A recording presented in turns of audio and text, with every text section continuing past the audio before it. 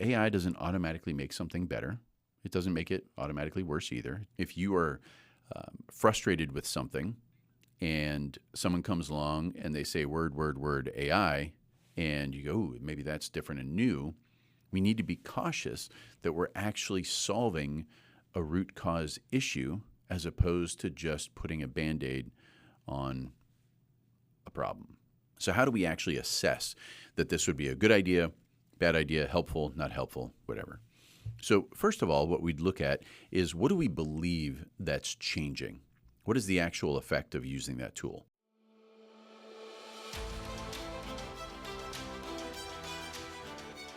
Welcome to another episode of the Physician Growth Accelerator, a show where we break down your private medical practice systems into vitals, give you the tools to diagnose root cause of what may be restricting your growth, and prescribe what to do about it.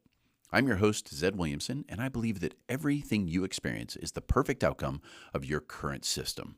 And the power, the freedom that exists in understanding that is, if we don't like the outcome, that's okay. We just need to take a step back, take some ownership, look at the system, make some tweaks, and generate the outcome that we're looking for.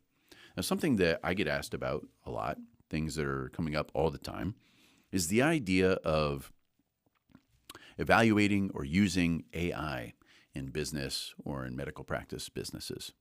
And AI is one of those terms that it's basically impossible to go through a day and not hear it. It's being added to everything. It's kind of like lasers back in the day. Remember when all you had to do was add a laser and it made something better in the minds of lots of people. So AI is becoming that. It's the laser of today. And you might be using tools, software that is coming out with releases, say, hey, here, now we have AI. You might be getting sales material from new tools, say, hey, use AI. And generally, AI everywhere. So what do you do? Well, foundationally, I'm a big believer in understanding that these are tools, that nothing on its own makes anything better. What I mean by that is, AI doesn't automatically make something better. It doesn't make it automatically worse either. It just is. The same thing with any software tool, patient engagement, your EMR, your phone system. They don't automatically make things better or worse. They are a tool to potentially use. What I always want to look at is, what foundationally are the issues that I'm trying to solve? And are those issues system or human-based, or a mix? And is the repair a surface fix, or is it truly fixing something that's creating the problem underneath? So for instance, let's say I'm going to create a really weird situation. Let's say you have small children and you allow them to leave Legos all over the floor all the time. And you walk through the house with bare feet, and it's, your feet are getting murdered by Lego pieces, okay? And so what you do is you go out and you buy some special padding to wear on the bottom of your bare foot, and you buy more and more and more so that your feet are padded to against these evil Legos that somehow create so much more pain than what seems normal. But that would seem silly, right? The root cause is we have Legos on the floor. We wouldn't think about the Legos being on the floor as the permanent scenario and we have to adapt around it. We would simply look at, let's solve the actual issue. And the issue may not be that there's actually Legos on the floor. The issue may be that we need better ways of driving the behavior we want out of our children, whatever. But in our business, many times we are just slapping some pads on our feet and keep stepping on the Legos. And I'm not saying that AI is always that, but it's very easy for AI to be that. If you are frustrated with something and someone comes along and they say word, AI, and you go, "Ooh, maybe that's different and new," we need to be cautious that we're actually solving a root cause issue as opposed to just putting a Band-Aid on a problem. Now, in the AI world, you might be on the side of believing that Skynet is going to become self-aware at 2:19 a.m. Eastern Time on August 29th, and you have no desire to participate in any kind of AI, or you might be the person who's jumping into it, using it as much as possible. I don't have an opinion about other people's opinions about AI. What I care about is health of business. And any tool is not going to automatically fix things. So how do we approach this? I want you to think about something in which you're considering the use of AI. Maybe you have an EMR and the EMR is offering an add-on AI solution like a telephone agent, and you can use an AI phone agent to handle some of your phone calls. So how do we actually assess that this would be a good idea, bad idea, helpful, not helpful, whatever? Are you a private practice leader dealing with team drama, growth headaches, or just trying to keep your head above water? Introducing the Physician Growth Accelerator membership, a free resource for our podcast listeners like you to get real solutions. Inside, you'll find exclusive materials, free courses, bonus podcast content, and live events, all designed to help your practice grow. It's free for now, so don't wait. Visit physiciangrowthaccelerator.com and click Members to join today.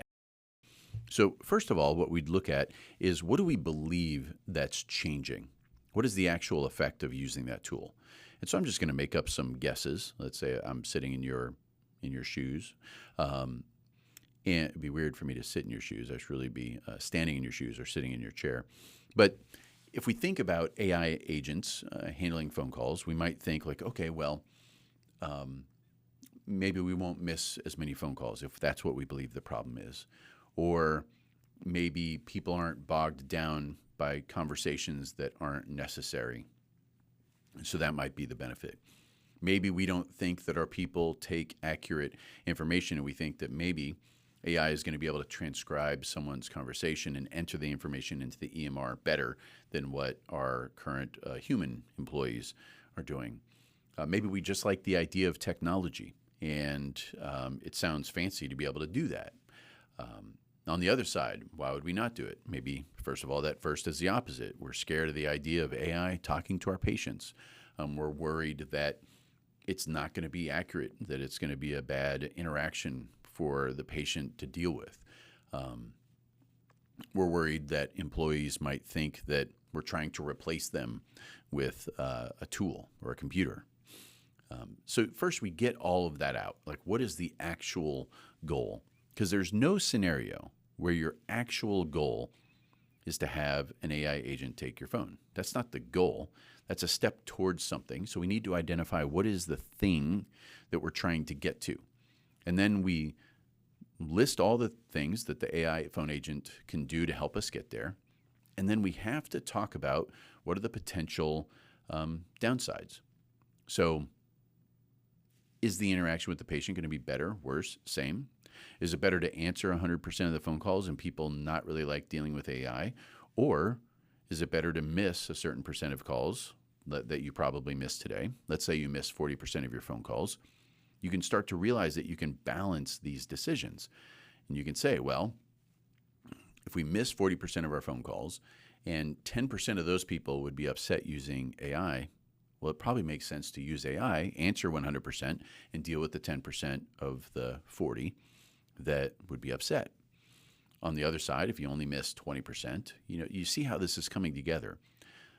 The key is we need to remove ourselves from thinking that a tool by itself automatically solves a problem.